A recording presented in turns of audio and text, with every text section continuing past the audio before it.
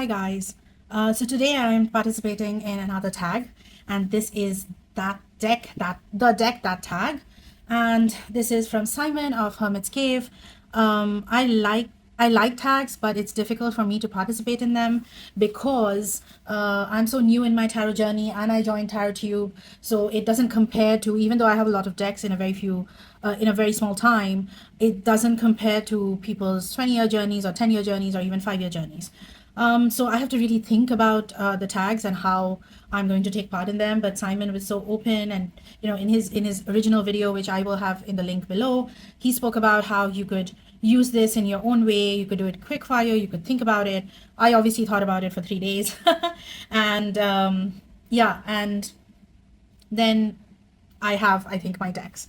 So let's start, shall we? The first prompt: the deck that reflects who I used to be, and that's Tarot of the Divine. This is the second tarot deck that I bought after Light Years in 2023, April. This was 4 months after I lost my mother, and tarot was calling at me, and I didn't know that it was calling at me because it was my way to heal. Because at that time, obviously, I got some very shitty experience when I asked some friend of mine to teach me. But this deck, and Light Years, imagine that's the first deck I buy, and it doesn't even connect with me. But this deck really did connect. I really wanted to learn, but I just didn't know how to. And even though I didn't know how to, I still enjoyed reading about the fairy tale, so it still had something. I could still sit with it. And today when I actually use it for shadow work and ancestral work, because it connects me with that time of despair and grief and loss, and when I was really in the basement of my rock bottom, like I like to say. And it reminds me of who I used to be, and not a good time, but it also reminds me of how far I've come and how much I've healed and how much my life has changed and how you can live with grief and loss. And it is also a very inclusive deck. I feel like, as a brown person, as an Indian person, constantly in this particular world, I see a lot of cultural appropriation of my culture, and this deck has not done that. And it can be mass market and commercial as much as you would like to call it, but it's still one of the most inclusive decks I have ever come across. And this is what I love about this deck. And I love working with it now because I see it. I see who I was then. I see myself in these fairy tales. End of the day, what are fairy tales? They talk about all the human experiences, but also human resilience. And that's what I love. So this is definitely the deck that reflects who I used to be and what that time was when tarot called on me and said, come child, I will heal you. Next, the deck that surprised me the most. Here it is with the rubber band. Fournier, please make better packaging. This one's already falling apart. Everybody, if you have been on my channel before, if you've seen any of my other videos, I love this deck. I use it every day. It's a surprise because I bought it impulsively. It appeared in my Amazon here, and I was like, oh, there's a tarot deck here, let me buy it. And I bought it, and then I tried to cancel it, and the seller had shipped it and said, okay, we'll refund if you return. But when it came, I opened it within seconds and I sat with it, and it has been a surprise because I did not think I'm going to like it. I mean, I was going to return this, and yet now today I use it every day. And I have spoken about it in almost every video of mine. There is no surprise there. So somebody would call the art unusual. What is this 9 of Cups? It's weird, right? But it connects with me somehow. It gives me the best readings ever. It is calm and composed, but not a hug deck. It's okay, I'm here for you. I will not trigger you, but I will tell you the truth. No triggering, but this is not a happy tower. So that's what this deck is. It really surprised me. I never thought that I would be in love with this deck as much as I am now. Next, the deck that intimidates me. This prompt, some of the other prompts were really difficult, but this one, I knew exactly the deck to talk about because I had a lot of expectations. This is the Goddess of Love Tarot. I bought it even before TarotTube happened to me. I bought it off Amazon India, got it shipped through family and friends, and had to answer questions like, are you into tarot now? And, had to kind of maneuver around that space because I really wanted it. I am an Aries. Well, I'm a cusp actually, but still. I thought I'm going to love this, and yet it is so intimidating for me. I haven't bought a collage deck after this, no, thinking maybe I don't like collages. I don't know what it is. I will buy one to see if it's a collage or it's the border or what it is. It's even inclusive. Like, it represents my culture well. It shows Indian women the way we look. And it's got such amazing energy, but somehow it intimidates me. I don't know why. I even like my mom's in my house. My mom's done a very big painting of this particular painting. So I have, this painting hanging in my house, and yet with this deck, which I was so excited about, I just kind of keep it aside. Every time I pull from it, I'm like, okay, you're too much energy. I need to keep you aside. So this is the Goddess of Love Tarot, and this is the deck that intimidates me. Next, the deck that gives the best readings. I'd bring back Tarot de Luz, but your girl's got to talk about some other decks, right? At some point. So I will talk about the deck that I used to use every day before Tarot de Luz came in to my life. So the X I still love, and that's the Unveiled Tarot. I saw this on creator's channel on TarotTube. I'm gonna tag her in my here at editing stage. I think she's called Fairlight Tarot. She's an Australian creator, and she spoke about this deck. She said, I love this deck, and I thought it was interesting, so I bought it. And look at how interesting the details are. It's a liminal 11 deck. It is coming apart already. I've really used it a lot, and yeah, it's really coming apart, but it reads like magic. Like magic. I have kept it in my working basket. I don't have a working desk. Unfortunately, the desk is only for my business. My tarot practice floats around the house in a basket with me. But the reason I also love this deck is because the inner story of the deck is the corporate life. So that really connects with me, because for me, that's my modern life. And that's this particular image. Inside is me, and outside is also me, and that's why this deck really connects with me. But it gives the best readings. It really does. It really speaks to you. It is like this King of Pentacles is so me. I am in these boardrooms, and yet in these boardrooms you are negotiating. It is a gamble. You are taking those chances. It is literally like playing dice. Like, I love how this has been thought about, and this has been created. Who's the creator of this? Jesse Lonergan, forward by Mike Mignola. It's really nice. Like the Queen of Swords, which is definitely becoming my significant very, very fast. Beautiful cards, right? And definitely excellent readings from this. So the deck that gives the best readings, the Unveiled Tarot. Next, the deck that made me fall in love with tarot again. So I'm still in the honeymoon phase of tarot. So in this prompt, I was like, okay, how do I talk about this when I'm already in the honeymoon period? But then I thought Terra Volatile. I mean, if you have seen my video, if you haven't, I've done a gushing, I love everything about it review of the Terra Volatile. It was serendipity, blah, blah.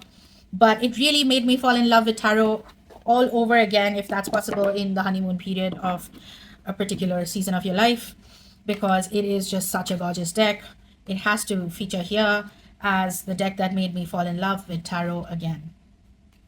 Like, as I called it, it's museum worthy. It's like going to a museum, and yet it has this grandfather energy is what I said. Oh, High Priestess, hello. That really takes me to different worlds. So yeah, I love this deck. It's definitely made me fall in love with the structure, with tarot all over again while I'm in the honeymoon phase.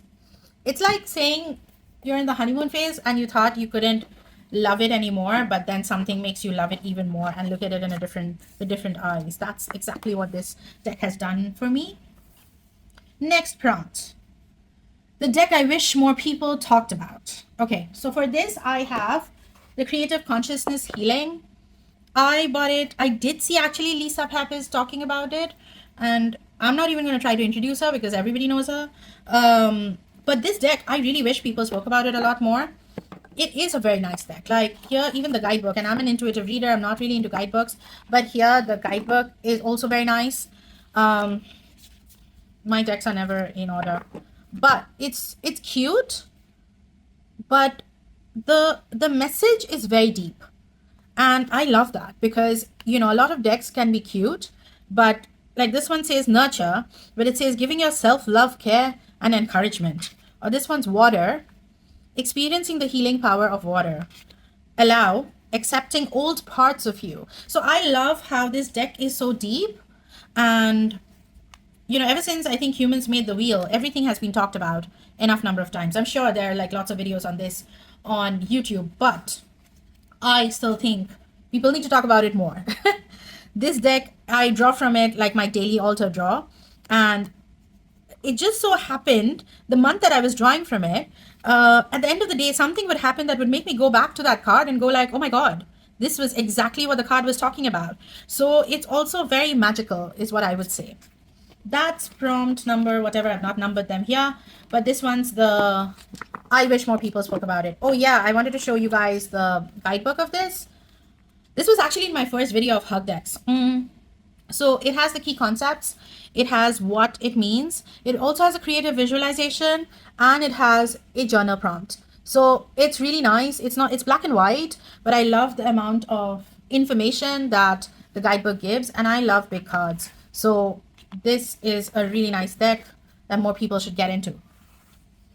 Next is, what do we have next? Next is the deck that feels like a secret between us. So this was one of the few oracles that was available here, and I bought it. And then I saw Owl Moon, I think, talking about it. It is the only witchy deck I have. Let joy be your compass. And then inside it says, trust what lies ahead. This deck is incredible. So this is how the guidebook is. And she's written it beautifully. You know, she goes into a lot of details of, you know, the history and what it means and what we should be doing and all of that. But this is by Fiona Horn, by the way. But I bought this at a time when I had like maybe 3 decks. And when I was still trying to figure out how to get decks into this region, how would I do it? Like I was really sad because of this whole, you fall in love with something and it's not available where you live. But this deck is gorgeous. And it feels like a secret between us because it works beautifully as a clarifier as itself. It is super powerful. It is witchy, but it's calming and it's comforting. Like, I don't know how that's possible. You could use it to comfort yourself, and you could use it for shadow work, and you could use it for everything. Like, this is blessed resilience. You can weather the storm.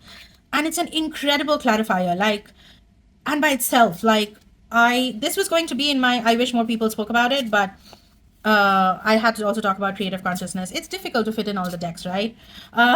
So I put this in the secret because this is not a deck that I show people when they are, you know, my friends or whatever. This is my own. This is my, it's my secret. I love sitting with her at night.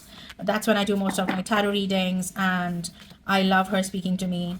And and she was in the beginning of this healing journey. So as my practice changes, she's still there, like the crone energy, I think, you know, guiding my way.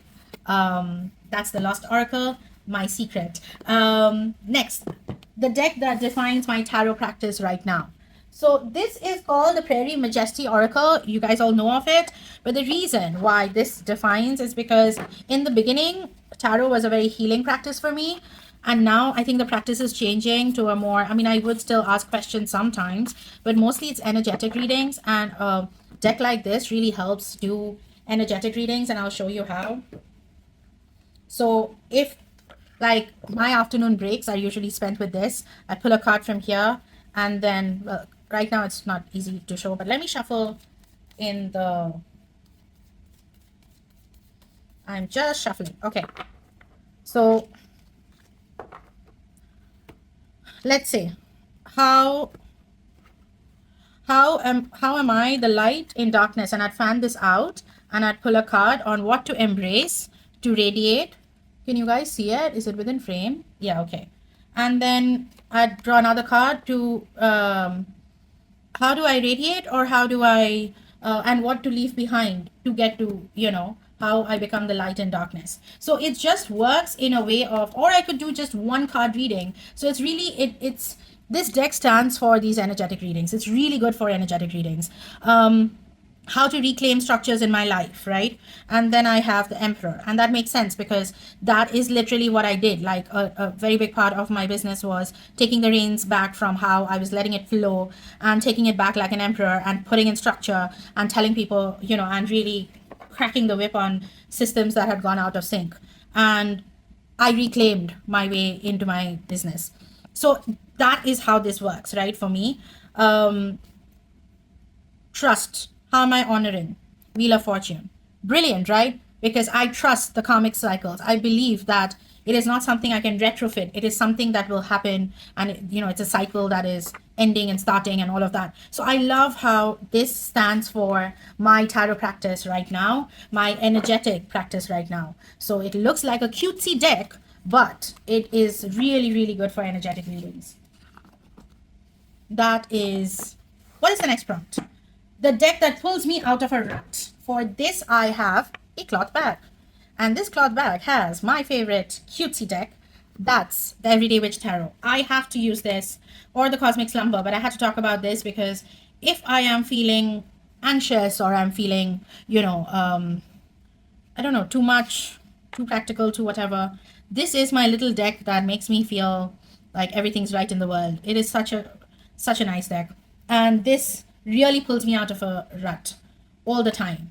It is just cute. It makes me happy by the end of the reading. No matter what the reading is, it just calms me down. It's really nice. I absolutely love it. You know what? I missed the prompt. I missed the prompt that said the deck that's pure comfort. And that's okay. That's my next prompt. The deck that's pure comfort. I have it here. Goddess Love. So at a time when things were very stressful, I think last month is when I bought this deck. And magically these decks appear in the market here, in Amazon here. Like right now, if you go looking for it, it's not there. But it was just there and I bought it and it came into my life. And this is my grandmother deck. It has such a grandmother energy. It is the deck that brings me pure comfort because it literally sits by my bedside. I do not end the day without drawing a card from here because it is so calming. It's like getting a hug from your grandmom and knowing that everything is going to be all right. And that's exactly, it's like the deck reading a story to me. And I love decks that represent my culture correctly. And it's a really comforting hug deck. And I don't even change, like maybe in a bit I will change the deck by my bedside, but I feel no need to change because this is just what I want to end my day with. Like, I don't do any other active readings with it. I just pull a card every night. It's just so pretty. So this is the Goddess Love Oracle. Next, we go back to the prompts, how they were. The deck that, there was a deck, let me see. I have missed one. I've missed the one that is, okay, so I think I missed the one that said the deck that's too pretty to use, but I still love it. So I do use it. It's too pretty to use, guys. That never stops me. I am just that one person, when my mom passed, I found she used to love, obviously every mom is a hoarder, I think, and she had unused things. I learned a lot about mortality with her passing, and unused pillowcases that she had kept so nicely.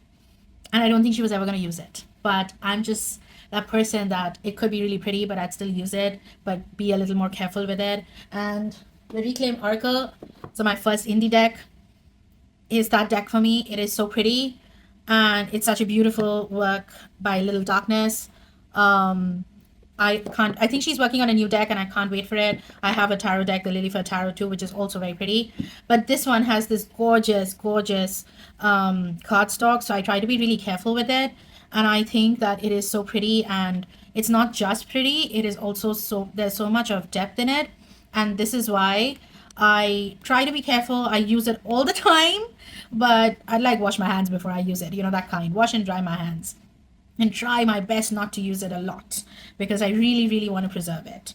So this definitely would be my deck that's too pretty to use, but I still love it. As I said, so early in the journey, some of these prompts get difficult because I don't have, these, I have been watching other people's videos and I don't have these limited edition and first edition and all of that. But I was like, okay, it doesn't matter.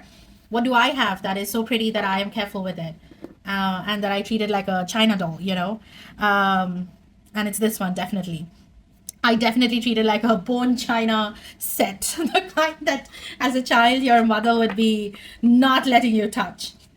So she is that deck for me, and yet I love her. Like, she's great.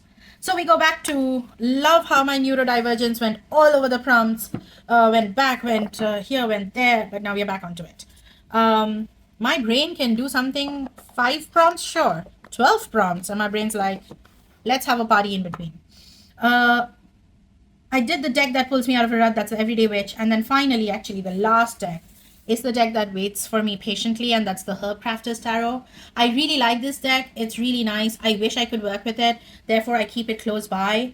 It's so beautiful. It's got such a summer energy, and it is everything that Tarot Tube speaks about. I love how the guidebook is written. It's so elemental. I love that it talks about 8s and 5s first, and then divides it up on based on the number and the and speaks of the elements so much. I also love the art, or the photography rather. It is so nice. Like, that's gorgeous.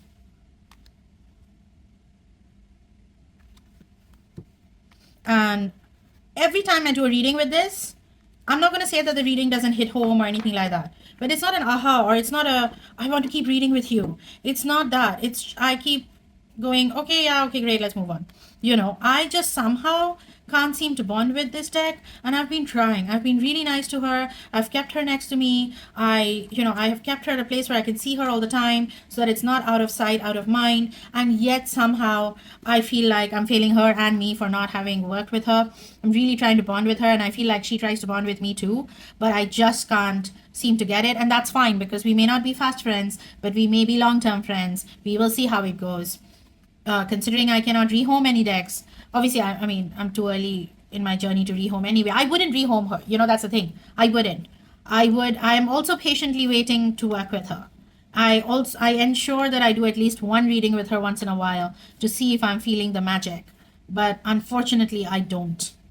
And then I move on to my little almost breaking down Tarot the Loose. But so these were all the prompts.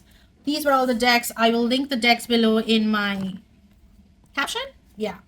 And also his video. Thank you, Simon, for creating a tag. Thank you, everybody who creates a tag, because it's a really nice way to feel like I'm part of the community. And I will see you in my next video. Bye.